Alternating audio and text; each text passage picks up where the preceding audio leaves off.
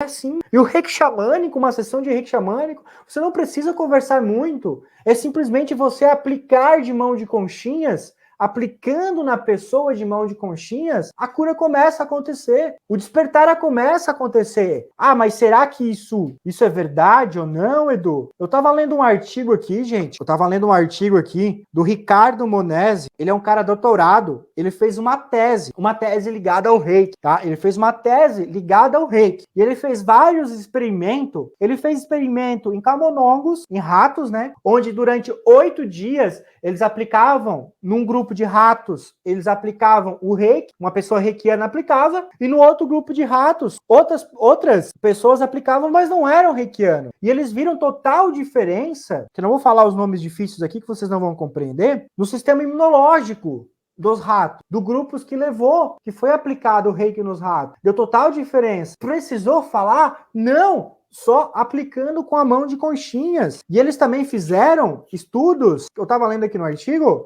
eles também fizeram estudos do reiki aplicando em grupo de idosos, em pessoas idosas. Eles fizeram 2 grupos de pessoas idosas, dividiram em 2 grupos, onde um grupo de idosos recebia reiki de reikianos mesmo, e o outro grupo de idosos recebia reiki de pessoas que não eram reikianos, só com a imposição de mão, e a aplicação de reiki era só com a imposição de mão. No final do estudo, no final de 5 sessões, de 5 dias, percebeu a diferença no nível de estresse, no nível de ansiedade de cada grupo, onde o grupo que recebeu o reiki, o nível de ansiedade diminuiu, o nível de estresse diminuiu, daquele grupo de idosos que receberam o reiki. Só para mostrar para vocês aqui que o reiki, tu não precisa nem falar, não precisa nem muito falar, simplesmente é transformador. É só colocar a pessoa deitada na maca e você fazer a aplicação de reiki.